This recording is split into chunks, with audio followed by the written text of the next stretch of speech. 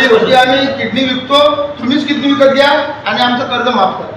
मित्र हो, निवडणुकीच्या प्रचाराच्या काळामध्ये शेतकऱ्यांचा कळवळा दाखवणारे सत्तेत आल्यावर जनतेशी विशेषतः बळीराजाशी किती प्रतारणा करतात हे भाजपच्या राजकारणामधून ठळकपणे पाहायला मिळतं. आम्हाला मतं द्या, सत्तेत आलो की शेतकऱ्यांचा सातबारा उतारा कोरा करू, कोरा कोरा कोरा. आठवत असेल तुम्हाला फडणवीस किती ओरडून ओरडून सांगत होते. ही आश्वासनं देवेंद्र फडणवीस यांनी ओरडून ओरडून दिलं. निवडणूक झाल्यापासून शेतकरी ओरडून ओरडून दमले, थकले, कंटाळले, हैराण झाले.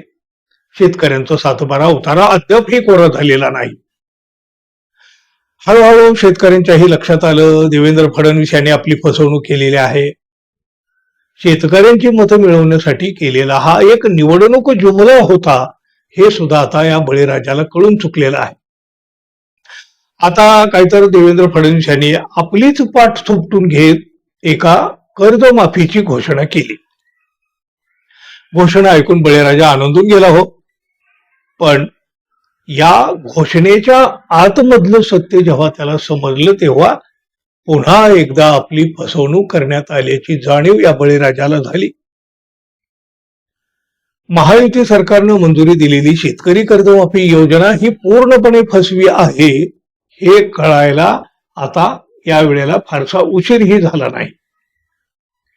विरोधक आणि शेतकरी संघटनांनी सुद्धा या योजनेची चिरफाड केलेली आहे.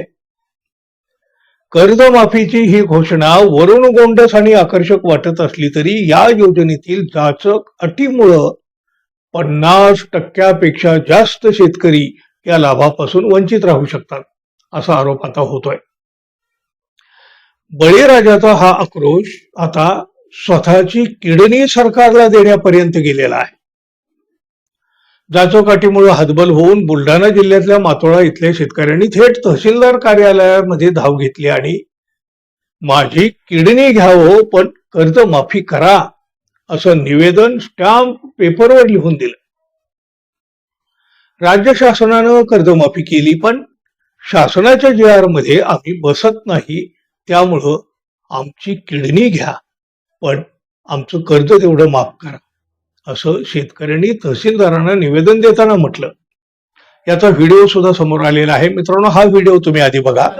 बुलढाणा जिल्हा महाराष्ट्राच्या वेळेला जे शेतकऱ्याच्या मुळाचे जे मुद्दे आहेत ते सोडून देतात, मुळावर बसायचे प्रयत्न चालू आहे असे आदेश काढायचे का कलेक्टरने? आम्हाला साहेब होते. मी काय म्हणतो, वाहनधारक आहे फाशी साहेब फाशी घ्यावा काम येलाय. बियाणं घ्यायला पैसे नाही, शाहूकार चक्रा मारून राहिला. कर्ज माफ करायला शासन असं करते, बँका डबल कर्ज द्यायला तयार नाही. आता हे कर्ज पहिलं जुनं भरा, 50,000 रुपये घ्या. काय बोकांडी बचत देऊ राहिली. कॉपरेटिव्ह बँक होती, बिचारी शेतकऱ्याची बँक होती, बरोबर वेळेवर पेरणी आली की ते पैसे देत जा. शासनाने बरोबर 6 महिने घेतले. आता शेतकऱ्यांचं रिकाम पण नाही. डायरेक्ट विड्रॉल तुमचा असेल, हा मारीन पैसे माघारी या अशी परिस्थिती आहे. इमानदार बँक आहे ते, त्या बँकेच्या हरामखोराने खाल्ली द्या, त्याच्यामुळे आम्हाला हे परेशानी आहे. शासनाला GRS आहे, या GR मध्ये आम्ही बसत नाही. मग आता आमच्याकडे पैसे नाही. आता शेवटी आम्ही किडनी विकतो, तुम्हीच किडनी विकत घ्या आणि आमचं कर्ज माफ करा. काय अवस्था आहे. यानंतर विरोधकांनी सुद्धा सरकारवर हल्ला चढवला. काँग्रेसचे नेते विजय वडेट्टीवार यांनी एक पोस्ट केली आणि त्यात म्हटलं, किडनी घ्या पण आमचं कर्ज माफ करा हा महाराष्ट्रातील शेतकऱ्याच्या असहाय्यतेचा आक्रोश आहे. बुलढाणा जिल्ह्यातील मातोळा तालुक्यातील आव्हा गावचे 35 वर्षीय शेतकरी शुभम घोंगटे यांनी स्वतःची किडनी विकून कर्ज फेडण्याची तयारी दर्शवली आहे. शेतकरी इतका हतबल झालेला आहे की त्याला आता त्याचे स्वतःचे अवयव विकण्याशिवाय पर्याय उरलेला नाही.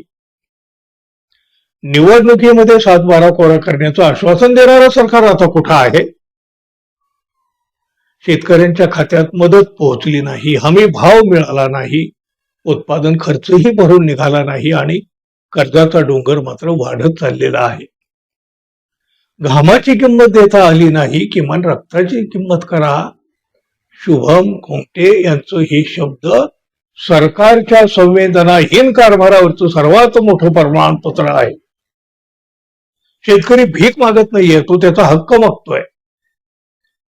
सरकारनं तातडीनं सरसकट कर्जमाफी करून दिलासा द्यावा, अन्यथा शेतकऱ्यांना किडनी विकायला लावणारे अशी या सरकारची कायमची ओळख ठरेल, असं सुद्धा वडेट्टीवार यांनी म्हटलं.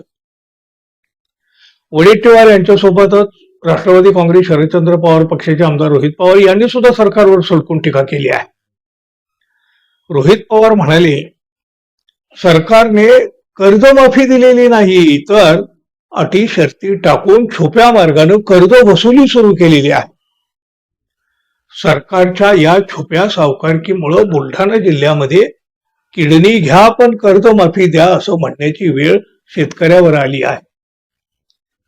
सत्ताधाऱ्यांसाठी ही शरमेची बाब नाही का? सत्तेत येण्यासाठी 7-12 कोरा कोरा कोरा करण्याचं आश्वासन दिलं आणि सत्ता मिळाल्यावर अटी शर्तीसह फसव्या कर्जमाफीच्या नावाखाली कर्ज वसुली करताना या सरकारला जनाची नाही मनाची तरी काही वाटायला हवी होती. शेतकऱ्याला सरसकट कर्जमाफी हवी आहे, सरकार मात्र अटी शर्ती टाकून करत असलेली वसुली नको आहे.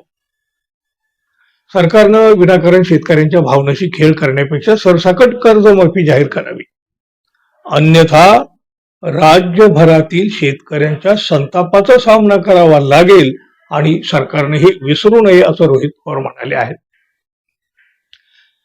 बघा, शेतकरी आपली किडनी घेऊन फडणवीस सरकारच्या दारात उभा आहे. जगाचा पोशिंदा अशी ओळख असणारा हा बळीराजा फडणवीस यांच्या पुढे याचना करू लागलेला आहे. पण पुन्हा एकदा शेतकऱ्यांची फसवणूक केल्यामुळं या सरकारची इज्जत पुन्हा एकदा वेशीवर नक्की टांगली गेलेली आहे. तुम्ही काय म्हणाल मित्रांनो? तुमची मतं जरूर मांडा.